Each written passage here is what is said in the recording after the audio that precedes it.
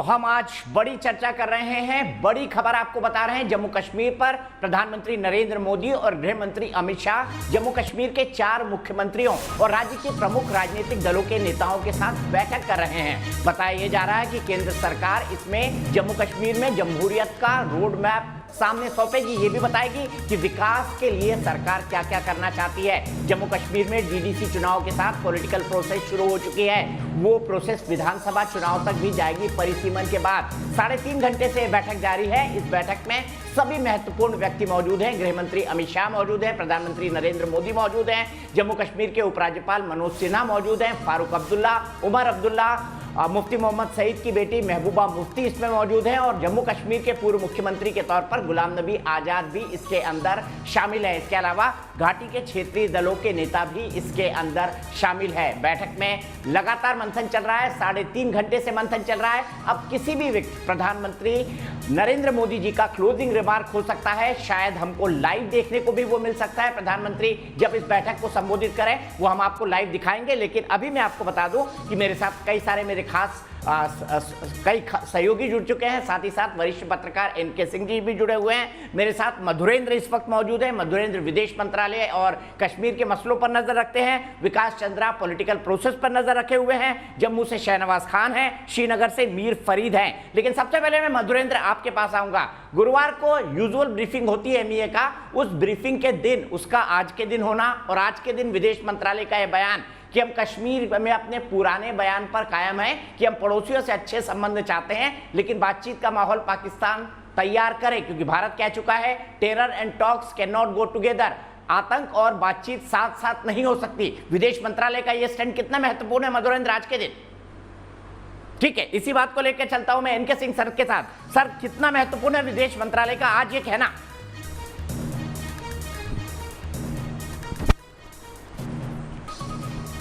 दीपक, मैं आपके एनालिसिस का कायल हूं। अभी आपने थोड़ी देर पहले कहा था ये पाकिस्तान को चेतावनी से ज्यादा ये है कि ये जो महबूबा मुफ्ती ने कल कहा है ये उनके लिए ये मैसेज है कि पाकिस्तान ये का इंटरवेंशन जम्मू कश्मीर के लिए बिल्कुल बार्ड है और ये कतई स्वीकार्य नहीं है। लिहाजा महबूबा को ये मैसेज था और ये गुफ्कार अलायंस के लोगों को ये मैसेज था कि बाहर निकल के अगर वो किसी तरह ऐसा कुछ कहना चाहे तो पहले ही से उसको हम ब्लॉक कर दें। विदेश मंत्रालय से स्टेटमेंट इसीलिए दिलवाया गया है कि ताकि कोई भी कल कश्मीर का नेता ये ना कहे कि साहब हम चाहते थे कि पड़ोसियों से संबंध अच्छे रहे, लिहाजा उनसे भी बात हो।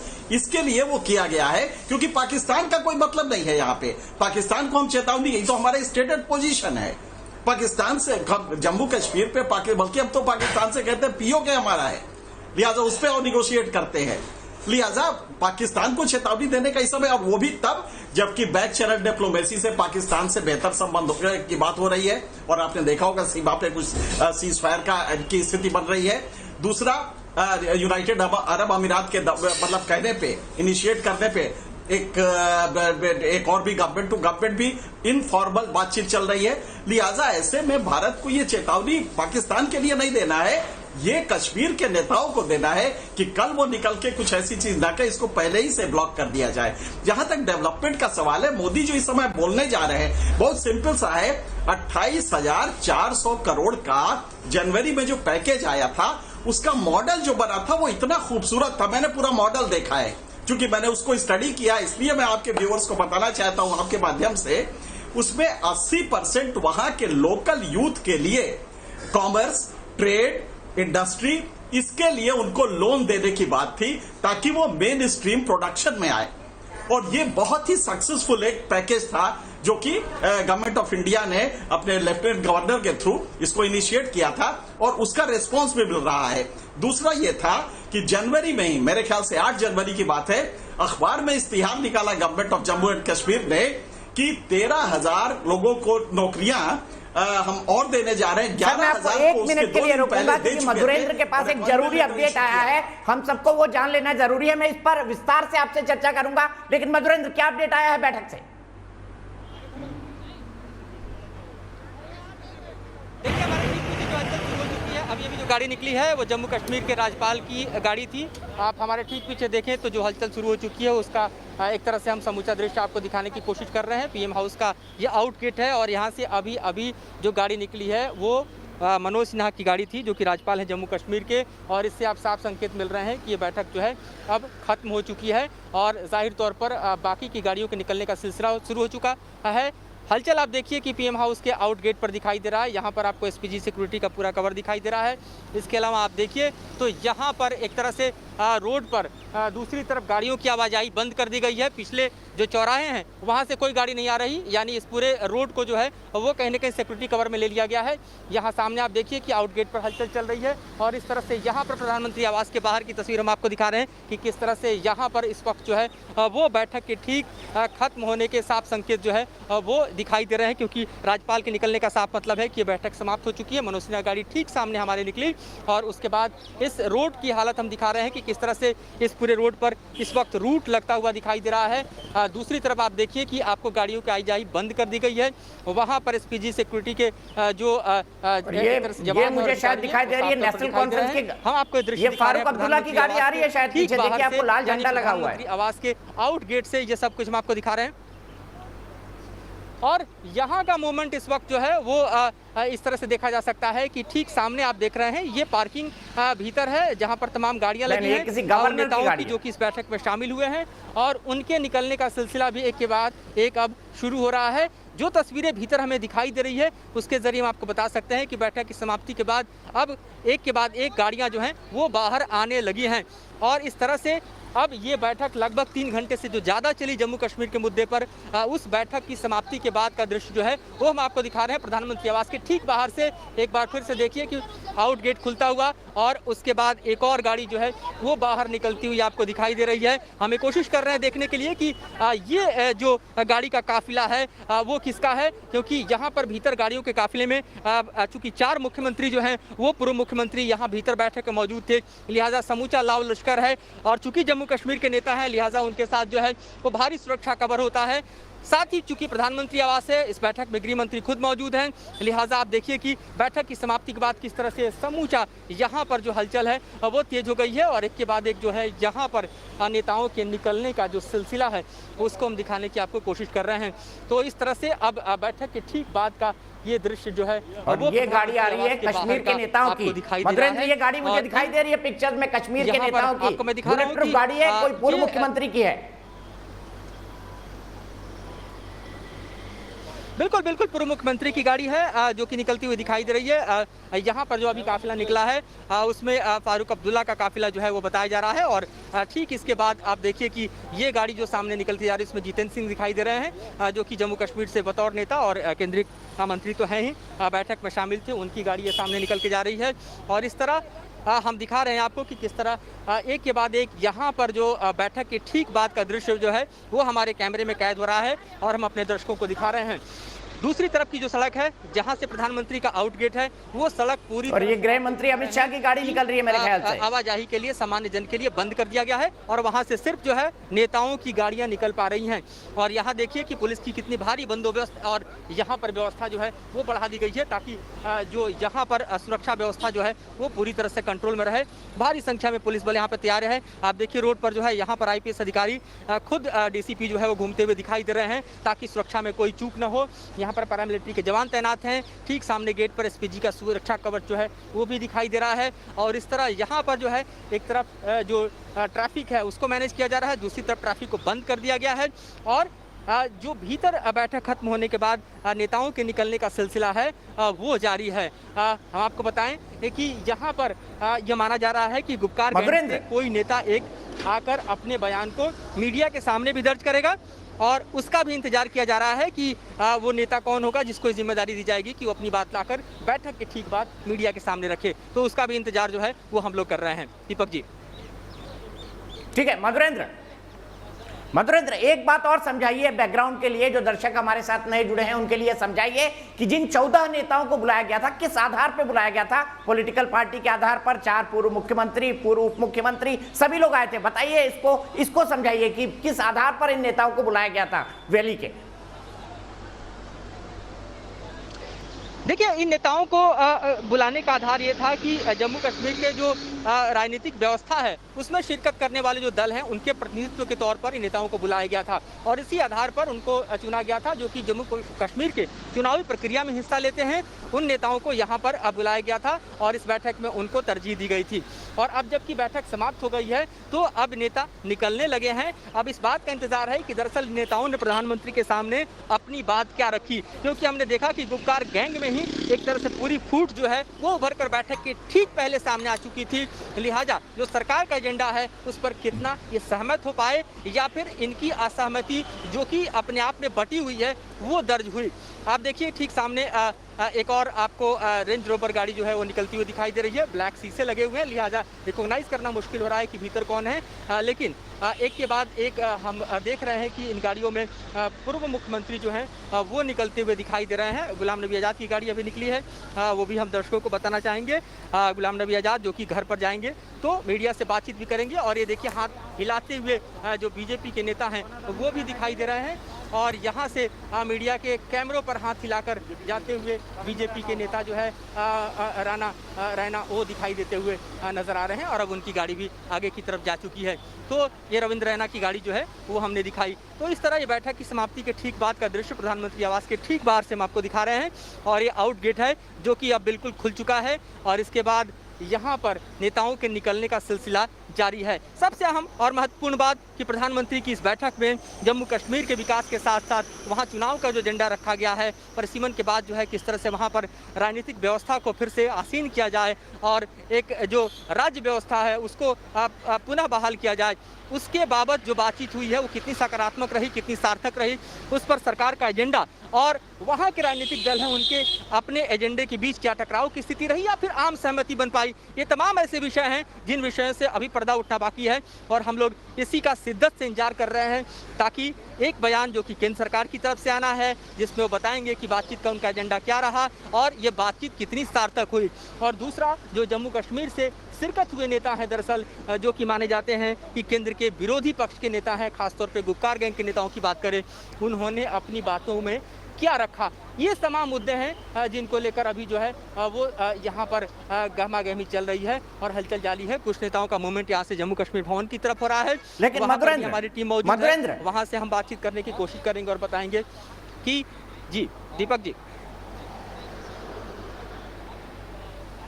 मैं ये समझना चाहता हूं आपसे, ये बात तो केंद्र सरकार रीअफर्म करके किसी ना किसी तरह से इन गुपकार गुट के नेताओं को बता देगी कि 370 और 35 से इसकी वापसी अब असंभव है। मेरे ख्याल से सरकार का ये क्लियर स्टैंड है, किसी भी तरह इसमें कोई कंफ्यूजन नहीं है। तो मेरे ख्याल से ये जता दिया जाएगा इन नेताओं को कि अब इससे आगे की बात की जाए। देखिए जता दिया गया है, इन नेताओं को जता दिया गया है कि 370 की बात करें या 35 की बात करें उस पर अब कोई बातचीत नहीं होगी। अब वो बिल्कुल तय है कि उसको पुनः बहाल करने जैसी कोई सूरत नहीं है और उस पर कोई बातचीत नहीं होगी। बिल्कुल क्लियर कट केंद्र ने इस बैठक में इस बाबत तमाम जम्मू कश्मीर के उन नेताओं को समझा दिया जो अभी तक 370 का राग अलापते रहे हैं। और ये देखा जाए तो इस मसले पर वे खुद बैकफुट पर खड़े हैं क्योंकि उन्होंने देख लिया कि 370 के हटने के बाद या फिर 35 के खत्म होने के बाद जम्मू कश्मीर के आवाम में जिस विद्रोह की वो कोशिश कर रहे थे, जिस तरह की आग वो सुलगाने की कोशिश कर रहे थे, वो पूरी तरह से विफल हुई। डीडीसी के चुनाव में ही हमने देखा कि किस तरह से जम्मू कश्मीर के आवाम ने खुलकर जो है वो जमहूरियत का साथ दिया, अपना वोट दिया, अपने नुमाइंदों को चुना, अपने प्रतिनिधियों को चुना। तो ये उनके एजेंडे से अब जम्मू कश्मीर नहीं चल रहा है, इस बात का एहसास भी उनको जरूर होगा और इसीलिए सही समय का चुनाव करते हुए केंद्र सरकार ने चुनाव का एक तरह से देखा जाए तो वहां पर बिगुल बजा दिया है क्योंकि इससे पहले डीडीसी और लोकसभा के चुनाव जो हैं वो बेहद हम कहें कि जन समझ से संपन्न कराए गए, जिसके बाद इस चुनाव के लिए अब पूरा माहौल जो है वो तैयार है और ये बैठक की गई। दीपक जी ठीक है मधुरेंद्र, एक बात विकास चंद्रा से भी समझ लेते हैं। विकास, मनोज सिन्हा जी अब कहाँ के निकले हैं? क्या वो जम्मू कश्मीर निवास पहुंच चुके हैं? और ब्रीफिंग आप केंद्र सरकार की तरफ से कोई ना कोई बयान तो आएगा, कोई ना कोई स्थिति स्पष्ट करेगा कि बातचीत का मुख्य एजेंडा क्या है। आपके हिसाब से क्या बात होनी थी इस बैठक के अंदर विकास? जी निश्चित तौर पर केंद्र सरकार की ओर से बिल्कुल बताया जाएगा क्योंकि पहले जब इसकी जानकारी जुटाने की कोशिश मैंने की थी कि आखिर एजेंडा क्या है, सरकार ने किन एजेंडों पर कश्मीर के नेताओं को बुलाया है, तो ये बताया गया था कि जब बैठक खत्म हो जाएगी तो सरकार के एजेंडे को सार्वजनिक कर दिया जाएगा। तो इससे उम्मीद की जा रही है कि सरकार की तरफ से कोई अधिकृत व्यक्ति जरूर सरकार के एजेंडे को बताएगा कि किन किन मुद्दों पर प्रधानमंत्री के साथ कश्मीर से आए हुए नेताओं की बातचीत हुई, और उस वक्त ये भी जानकारी जरूर सामने आएगी कि आखिर जो कश्मीर के आए हुए नेता हैं, खास तौर पर जो गुपकार गुट है, उसने क्या मांगे रखी, क्या बात थी, उनके जो एजेंडे जो वहाँ उन्होंने कश्मीर में ही साफ किए थे, वो एजेंडे क्या इस बैठक में उस पर चर्चा हुई या नहीं हुई। लेकिन देखिए, जिस तरीके से धारा 370 या 35 की बात करें या पाकिस्तान से बातचीत की बात थी, तो दिल्ली पहुँचते पहुँचते उस पाकिस्तान वाले मसले पर तो फारूक अब्दुल्ला ही पलट गए थे गुपकार गुट के उस फैसले से। जहाँ तक रहा सवाल धारा 370 और 35 की बात, तो सरकार ने एक तरीके से अब बीजेपी की तरफ से साफ कर दिया, क्योंकि सरकार ने एजेंडा नहीं बताया, लेकिन बीजेपी के नेता ये बार बार बोल रहे थे कि अब तो लोग इधर बैठे हम, क्योंकि ये सर आप ऐसा गोल बनाइए, हम 3 भाषणों में जाएंगे। अभी हमसे उठे भी नहीं, अब ऐसा गोल बनाइए। अभी चलो आराम से बना लो, कोई दिक्कत नहीं। अर्चना अंदर ट्राइपॉड ओवर ढाल, गोल होता है चौकोर नहीं। हो सकता है कि वो आपको 1 मिनट पकड़ोगे। इधर आ जाओ।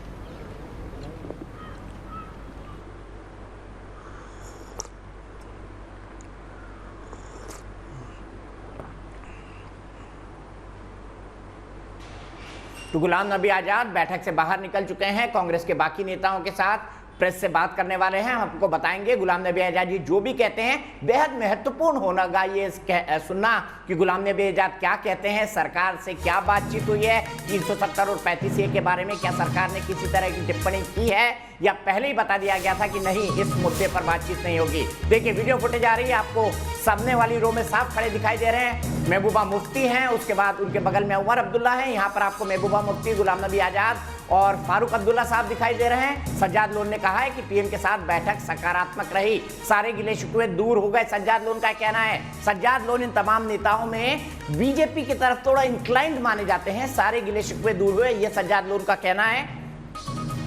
2002 का वो दिन याद है जब सज्जाद लोन के पिता अब्दुल गनी लोन की हत्या की गई थी और उस जगह पर मैं मौजूद था। जो गोली उनको लगी थी वो मेरे कान के पास से निकल कर गई थी। सज्जाद और मैं एक बहुत अच्छा बॉन्ड शेयर करते हैं और सज्जाद के बारे में कहा जाता है कि वो गरमपंथी नहीं नरमपंथी गुट के नेता हैं, लेकिन गुपकार गुट में वो भी बने हुए हैं। अब सज्जाद लोन का ये कहना सारे गिले शिकवे दूर हो गए, ये बेहद महत्वपूर्ण है।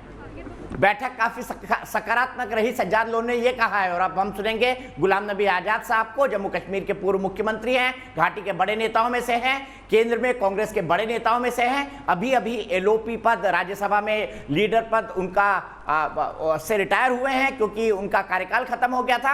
अब उन्होंने इस बैठक में कांग्रेस पार्टी की तरफ से क्या कहा, यह बात सामने आएगी। अभी हम देख रहे हैं सभी जगह हलचल दिखाई दे रही है, क्योंकि फारूक अब्दुल्ला ने भी कहा था, महबूबा मुफ्ती ने भी कहा था, यूसुफ तारिगामी ने भी कहा था कि बैठक के बाद जो कुछ होगा उस पर बराबर बात की जाएगी। मंत्री जी ने, होम मिनिस्टर साहब ने ठीक तरह से सुना। मुझे लगता है जिस माहौल में आज बातें हुई है कश्मीर के लिए, इसमें खुश आइन ये है कि कम से कम कन्फ्यूजन और जो वहाँ बात इमोशनल सियासत की होती थी, इंशाल्लाह लगता है कि आगे को वो नहीं होगा। डिलिमिटेशन की बात हुई, प्राइम मिनिस्टर ने सबको कहा कि एसोसिएट्स के साथ हो जाइए और सब दलों को उसमें नुमाइंदगी दी जाएगी। और उन्होंने ये भी कहा कि जो ही वो कंप्लीट हो जाएगा उसके बाद ही सेकंड प्रोसेस शुरू हो जाएगी, इलेक्शन की प्रोसेस शुरू हो जाएगी।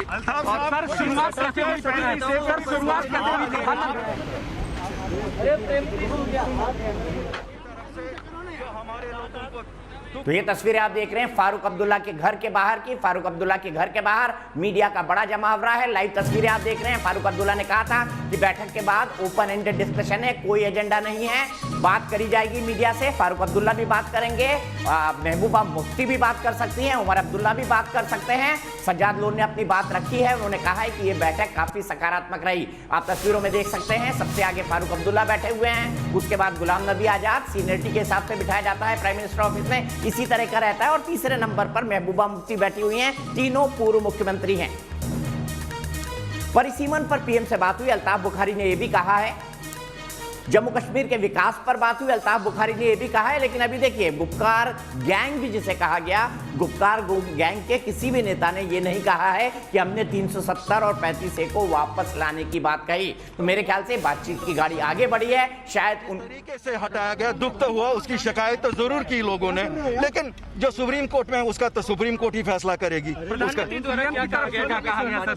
प्रधानमंत्री ने कहा he wanted to hear the people, the representatives, जो लोगों के नुमाइंदे हैं। उन्होंने कहा मैंने बहुत जल्दी इसको किया होता, लेकिन चूंकि कोविड था, कोविड करके नहीं कर सके पहले। और उन्होंने कहा जूं ये डिलिमिटेशन की प्रोसेस में सब लोग पार्टिसिपेट करिए, उसके बाद दूसरा फेज होगा इलेक्शन का, और हम लोकतंत्र बहाल करना चाहते हैं वहाँ। वही तो हिंदुस्तान की डेमोक्रेसी की ब्यूटी है। और आश्वासन यही दिया गया है कि this is the road map towards going towards the election, delimitation complete हो जाए, इलेक्शन हो जाए। और कहा स्टेटहुड वी आर कमिटेड, वो भी बहाल करेंगे, टाइम आने पे वो भी बहाल करेंगे। इलेक्शंस के लिए नहीं, अभी कोई टाइम लिमिट नहीं फिक्स किया गया। It is dependent on the delimitation, जितना जल्दी डिलिमिटेशन हो जाए। सरहद पार की बात कर रहे थे उन्होंने। नहीं, आज तो हमें नहीं लगा किसी ने सरहद पार की बात की। आज तो बातें सब मुल्क की हुई, मुल्क के दायरे में हुई, कॉन्स्टिट्यूशन के दायरे में हुई। और खुशी की बात है कि हर एक ने अपना दर्द सुनाया। और प्रधानमंत्री, he is the prime minister of this country and a fatherly figure also, he heard all of us. और जिसको आपको लगता है दर्द की दवा अब शुरू हो जाएगी? इंशाल्लाह लगता तो है, ऐसा ही होना चाहिए।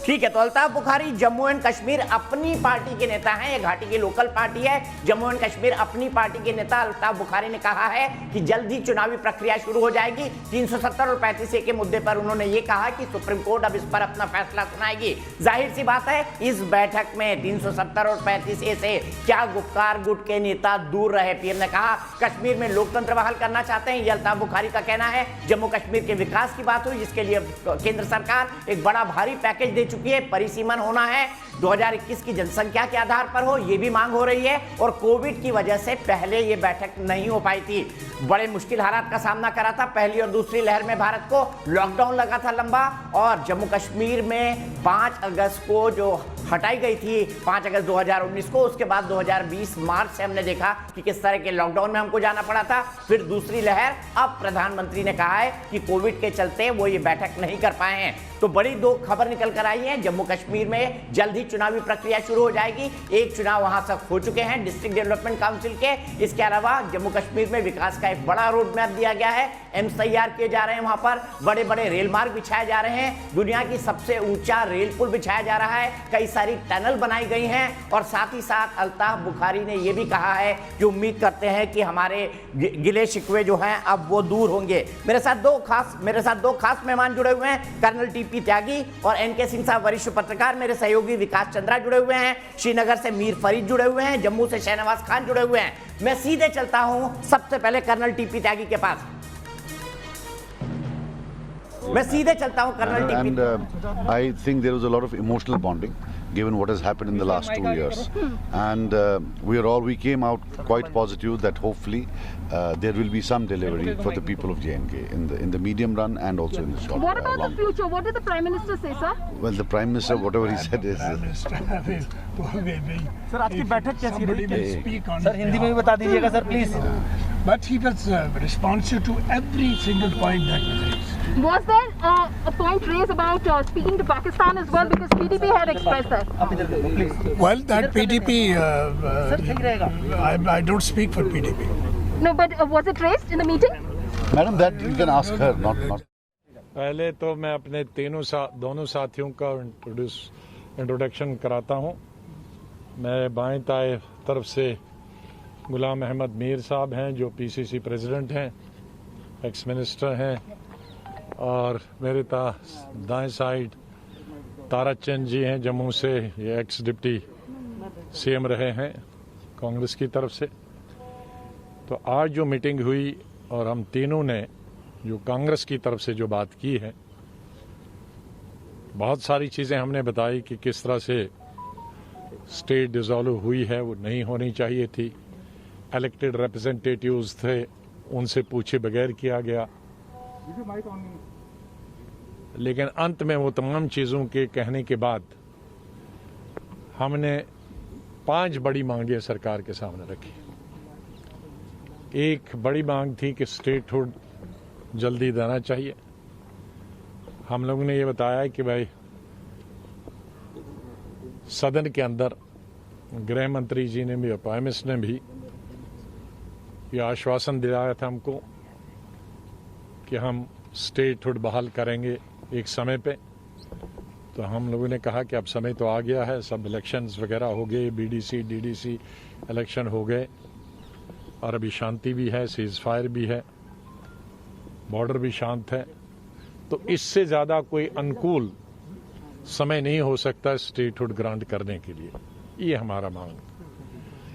हम लोगों ने ये भी मांग की कि आप कहते हैं कि लोकतंत्र को मजबूत करना है, अब आपने पंचायत के इलेक्शन किए, ज़िला परिषद के इलेक्शन किए, तो ऐसा कैसे हो सकता है कि विधानसभा न हो।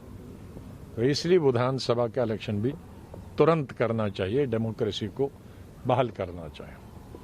तीसरी चीज़ हमने बताई कि बहुत बड़े ज़माने से हमारे डोमिसाइल, हिस्टोरिकली डोमिसाइल रूल्स थे।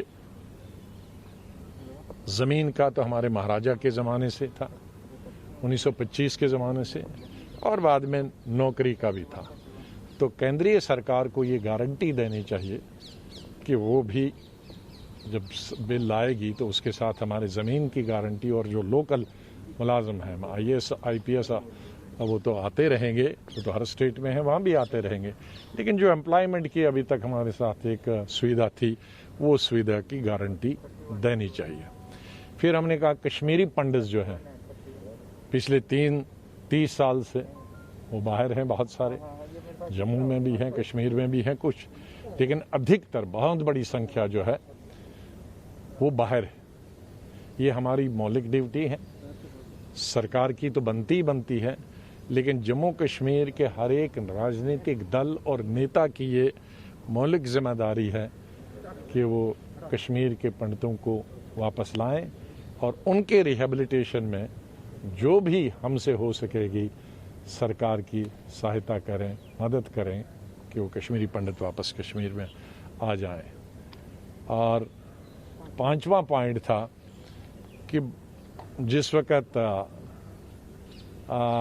5 अगस्त को स्टेट के 2 हिस्से किए गए और डाउनग्रेड किया गया, उससे पहले और उसके बाद भी हज़ारों की तादाद में पॉलिटिकल प्रिजनर्स थे, वर्कर्स थे, सोशल ऑर्गेनाइजेशन के लोग थे।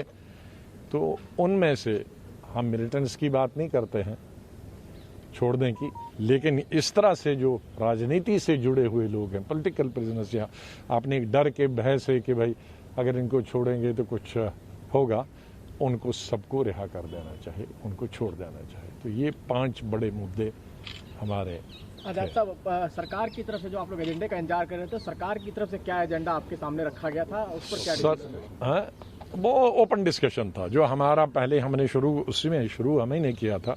पहले स्पीकर थे हम कांग्रेस की तरफ से, तो हम लोगों ने पहले बताया एजेंडा। उन्होंने कहा समय और बोलने का कोई समय, ज़्यादा बोलते जो जिस विषय पे भी आप बोलना चाहो तो उस विषय पे बोलो। सर, कुछ दल आर्टिकल 370 को हटाने की मांग भी कर रहे थे, कुछ पार्टीज ये भी कह रही थी कि आर्टिकल 370 रिवोक होना चाहिए।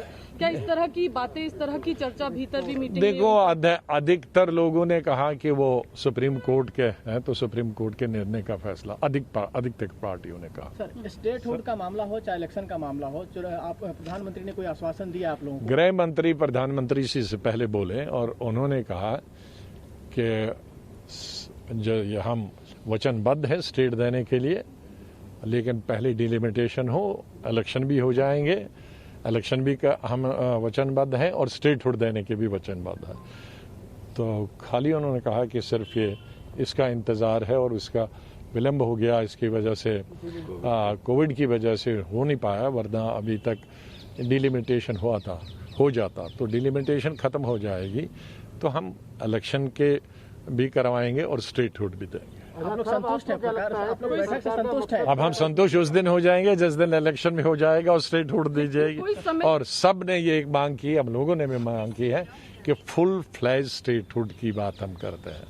सर कोई समय सीमा सरकार की तरफ से दी गई है सर चुनाव कराने की? कोई नहीं, उसके लिए पीएम ने कहा, हम लोगों ने कहा कि पहले बुलाए, तो उन्होंने कहा कि मेरा बिल्कुल पिछले साल से ये मन था कि बुलाऊं, लेकिन चूंकि कोविड था तो कोविड में इतने लोगों को इकट्ठे बुलाना, बल्कि उन्होंने ये भी कहा कि पोस्ट कोविड ये सबसे बड़ी मीटिंग मेरे इस हॉल में हुई है, ये सबसे बड़ी है कोविड में।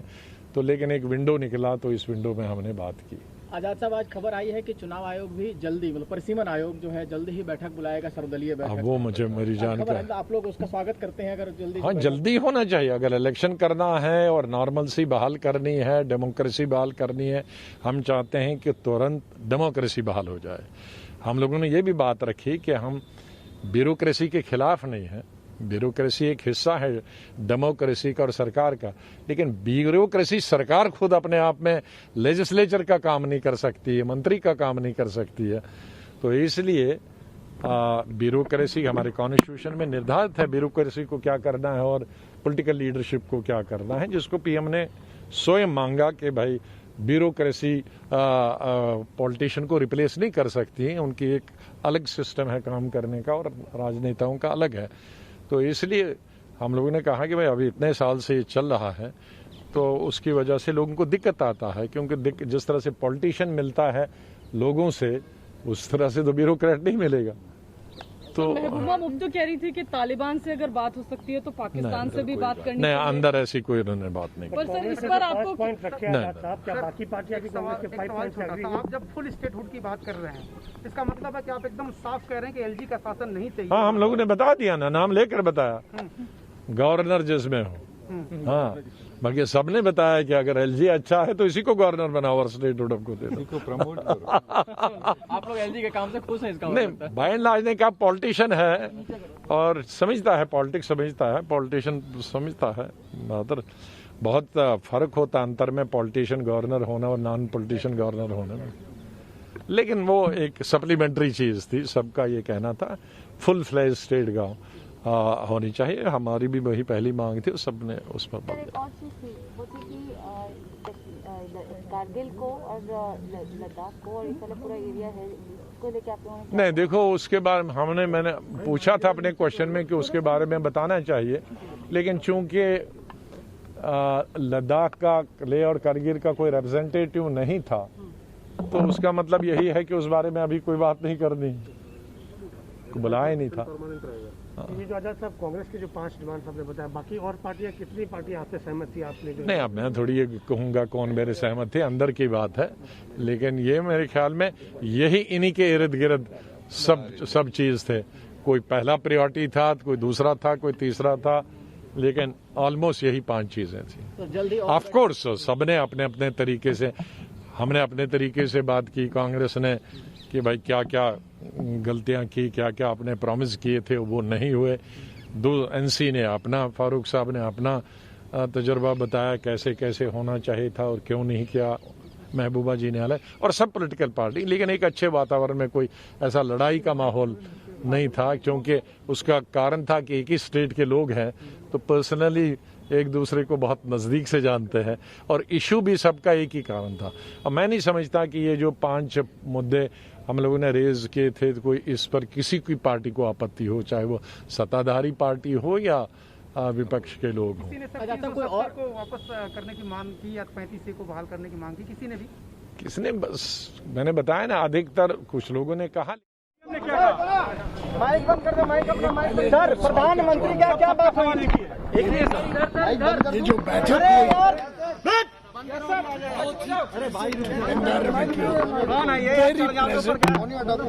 all the people were on the same page, belonging to different parties.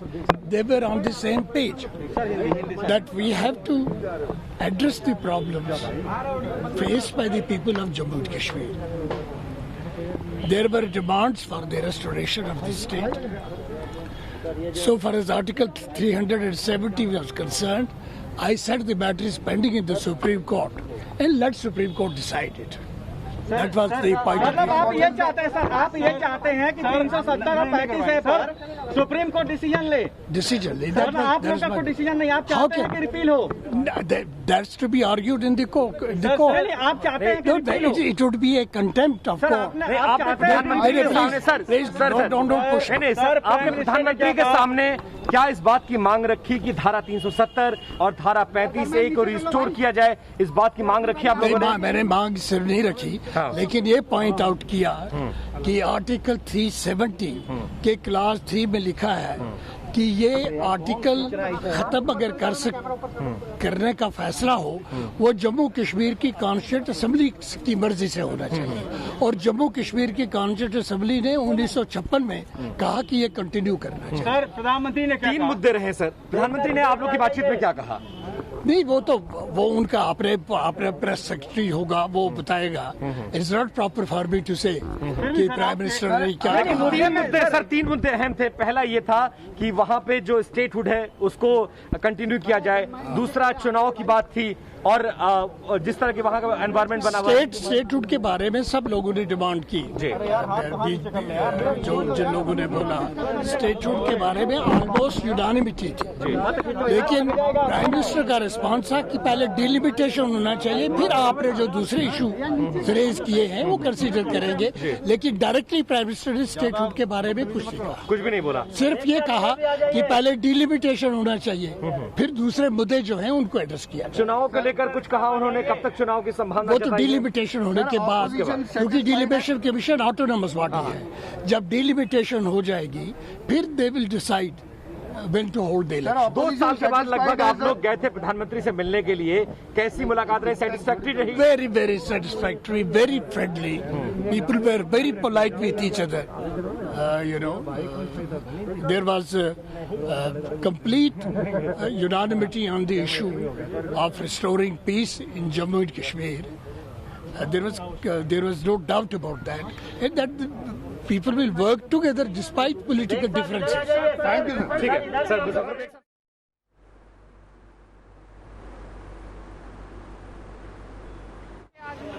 बड़े सौहार्दपूर्ण वातावरण में 3.5 घंटे के लगभग मीटिंग चली है, और सभी पार्टियों के एक नुमाइंदे ने अपनी बात कही है।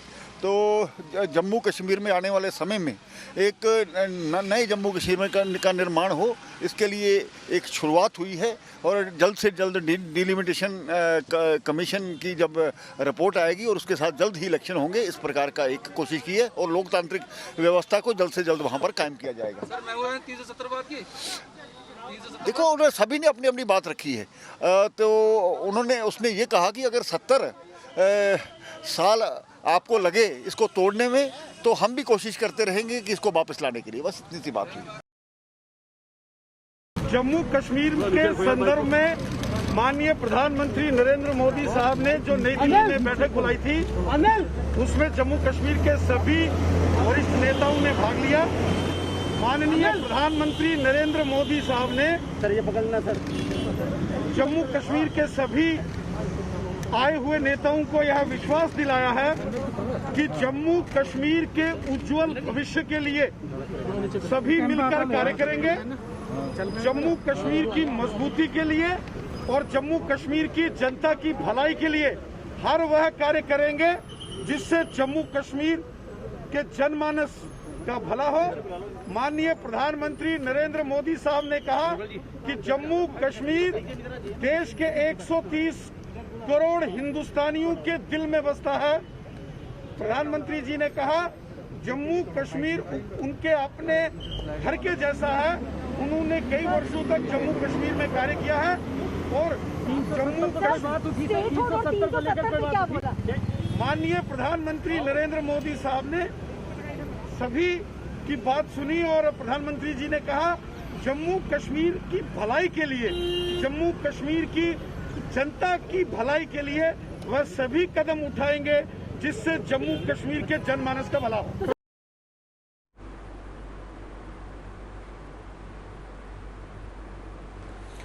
तो बड़ी बैठक हुई, महत्वपूर्ण बैठक हुई और सब इस बात पर सहमत थे, चाहे वो नेता हो जो बीजेपी के धुर विरोधी हो, चाहे वो नेता हो जो बीजेपी की विचारधारा को समर्थन करते हो या बीजेपी की विचारधारा के खिलाफ हो। सबने एक मत से, एक सहमति से बात कही कि कश्मीर में शांति स्थापित होना चाहिए।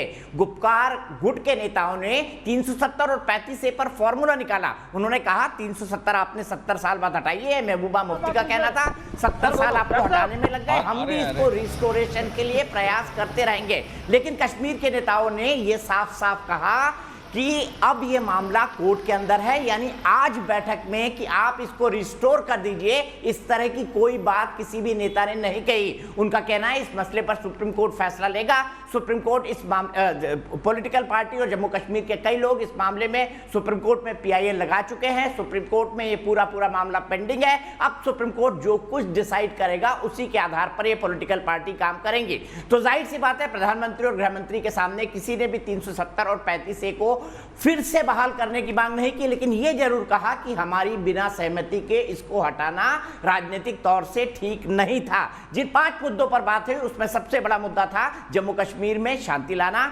लोकतंत्र बहाली की प्रक्रिया को शुरू करना, जिसके बाद परिसीमन जो वहां पर चल रहा है उसके बाद इलेक्शन तुरंत हो। जो दूसरी बड़ी मांग थी जिस पर गृह मंत्री अमित शाह संसद में कमिट कर चुके हैं वो मामला था जम्मू कश्मीर को पूर्ण राज्य का दर्जा देने का। गृह मंत्री ने कहा कि जैसे ही परिसीमन खत्म होगा उचित समय आएगा, चुनाव भी होंगे और पूर्ण राज्य का दर्जा भी दिया जाएगा। इसके अलावा डोमिसाइल लोगों को जमीन का हक देने, कश्मीरी पंडितों को वापस लाने और पॉलिटिकल प्रिजनर्स को छोड़ देने की मांग भी इस बैठक के अंदर की गई। तो ये पूरी बैठक का खाका था। सबसे महत्वपूर्ण, महबूबा मुफ्ती ने कोई पाकिस्तान राग नहीं अलापा बैठक के अंदर, कोई बात नहीं हुई बैठक के अंदर कि पाकिस्तान से भी बातचीत करी जाए। सब लोग टोन डाउन थे, उनको पता था कि सरकार 370 और 35A पर वापस नहीं हटेगी, इसीलिए सब ने इस पूरे मुद्दे को सुप्रीम कोर्ट के विजडम पर छोड़ दिया है। फिलहाल एक ब्रेक लेते हैं, ब्रेक के बाद तुरंत वापस आते हैं और इसका विश्लेषण करते हैं कि इसके मायने क्या है।